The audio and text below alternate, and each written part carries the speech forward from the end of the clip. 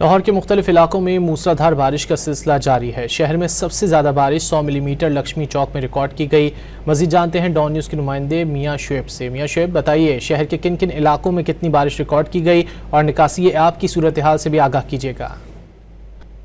जी बिल्कुल, लाहौर में सुबह से ही जो तेज़ बारिश का सिलसिला जारी है। इस वक्त तकरीबन 2.5 घंटे से ज़्यादा वक्त गुजर चुका है। जो मूसलाधार बारिश है वो थमने का नाम नहीं ले रही, जिसके बायस जो नशेबी इलाके हैं वो ज़ेरे आब आ चुके हैं। मैं इस वक्त लाहौर के इलाके करतबा चौक में मौजूद हूँ। यहाँ जो ये करतबा चौक का इलाका है, इस वक्त वो दरिया का मंजर पेश कर रहा है। मेरे कैमरामैन आपको दिखाते हैं कि यहाँ तकरीबन 1 से 1.5 फुट तक पानी इस जगह पर मौजूद है। यहाँ मैं खड़ा हूँ। अगर इसी तरह आगे की तरफ मैं चलता जाऊँ तो पानी जो है उसकी मकदार में इजाफा होता जाएगा। 2 फुट तक जो बारिश का पानी है वो आगे की तरफ जमा है, जिसकी वजह से शहरियों को शदीद मुश्किलात का सामना है।